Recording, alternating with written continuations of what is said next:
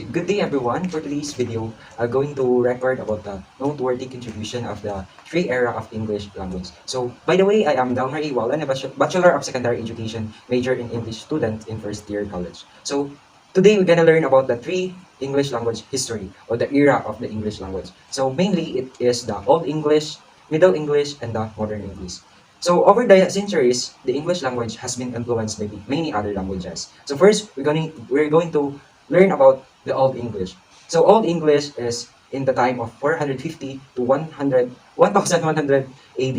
During the 5th century AD, from various parts of what today is northern Germany and Denmark, three Germanic tribes, this is the Angles, Saxons, and Jutes, crossed the North Sea and came to the British Isles.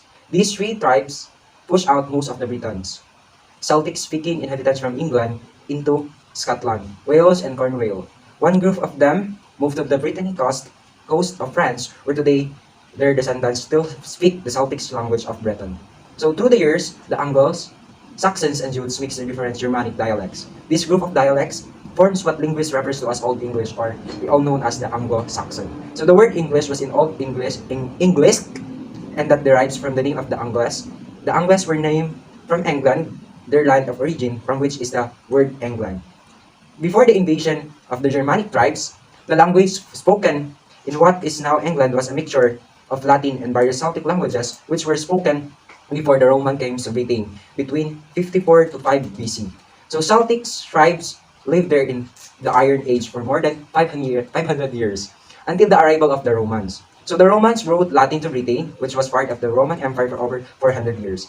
Many of the words passed on from this era are these coined by Roman merchants and soldiers. These include wine, or we're gonna say it today, wine, candle, belt, and wall. So the influence of Celtic of an Old English was slight. In fact, very few Celtic words have lived in the English language. But many of place and rivers names have Celtic origins, like Kent, York, Dover, Cumberland, Thames, Avon, Trent, and Severn. In 597 AD, Saint Augustine was sent to England by the Pope Gregory the Great. The arrival of Saint Augustine and the introduction of Christianity into Anglo-Saxon England wrote more Latin words into English language. So they were mostly related with the naming of church dignitaries, ceremonies, and etc. Some such as church, bishop, baptism, monk, Eucharist, and presbyter came indirectly through Latin from the Greek. Around 878 AD, Danes and Norsemen, also called Vikings, invaded the country, and English got many Norse words into the language, particularly in the north of the England.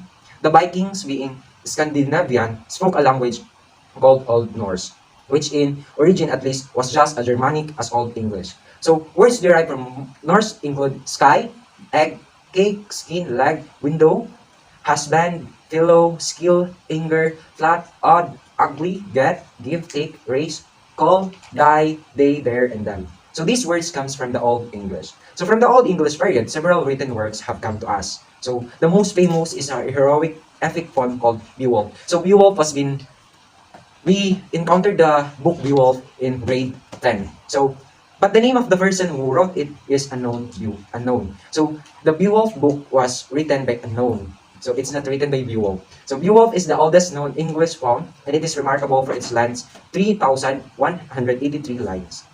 So all we know that Old English is also called as the Anglo-Saxons it came from the tribe Angles, Saxons, and Jutes. So Anglo-Saxons from the tribe Angles and Saxons. So next, the Middle English. So the Middle English is between 1100 circa to 1500 AD. In 1066 AD, William the Conqueror, the Duke of Normandy, invaded and conquered England with his armies and became king. So the French became the language of the ruling class. So the Old French took over as the language of the administration, court, and culture. Latin was mostly used for written language, especially that of the church. By about 1200, England and France had split. So the England and France was being divided. So English changed a lot. So that time, our language, the English language, has changed a lot from Old English to Middle English. So, because it was mostly being spoken instead of written for about 300 years, the use of Old English came back, but with many French words added. So the Old English was being influenced by the next next era of English, which is the Middle English. So the Old English, the Anglo-Saxons, was being mixed by French language. So most of the words embedded in the English vocabulary are words of power, such as crown, castle, court, parliament, army, mansion, gown, beauty, banquet, art, poet, romance, duke, servant, peasant, trader, and governor. So these words came from the French language, then turned into English language. So because the English underclass cook for the Norman upper class, the words for most domestic animals are English. So like ox, cow, calf, sheep, swine, and deer. While the words for the meats derived from them are French. So beef, veal, mutton, pork, bacon, and venison. So the name of the animal came from the Old English. When it was being influenced by the Middle English, so its meat was being taken from the French language. So the Middle English is also characterized for the beginning of the Great Vowel Shift. So it was a massive sound change affecting the long vowels of English. Basically, the long vowel shifted upwards.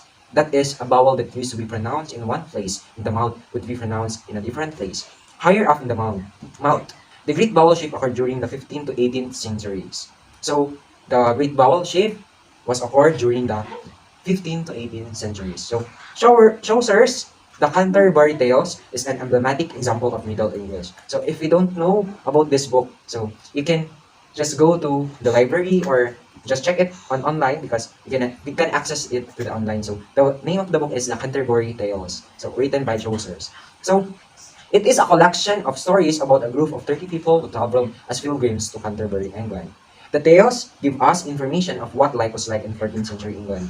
Modern so we know that the Middle English was being influenced by the French language. So from Old English, the Anglo-Saxons, we know now the French language, which is the Middle English. So today, next, we're going to learn about Modern English. So Modern English is between the year 1500 AD to the present, until now. So until now, we're using the Modern English. So in 1476, William Caxton, an English merchant, diplomat, and writer, set off the England's first ever press in the Almonry area of Westminster.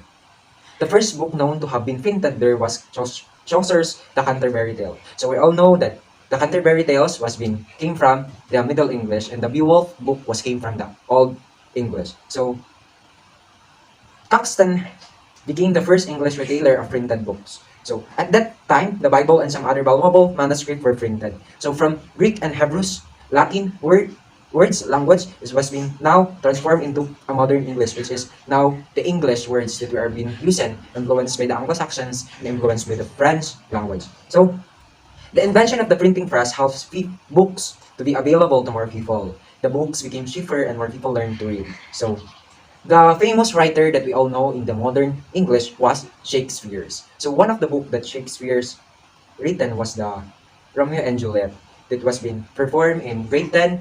We know it in grade 10. So Shakespeare wrote during the period now known as early modern English between 1500 to 1700 AD. Shakespeare invented over 1,700 of English common words such as dawn, moonbeam, elbow, green-eyed, and etc. So Robert Codray's table alphabetical was the first dictionary, and in it he listed and defined just 3,000 words. So the dictionary was published in 1604. At the time of the English Renaissance, many words from Greek and Latin entered English. So this period in English cultural history, early 16th century to the early 17th century, is sometimes referred to as the age of Shakespeare's or the Elizabethan era.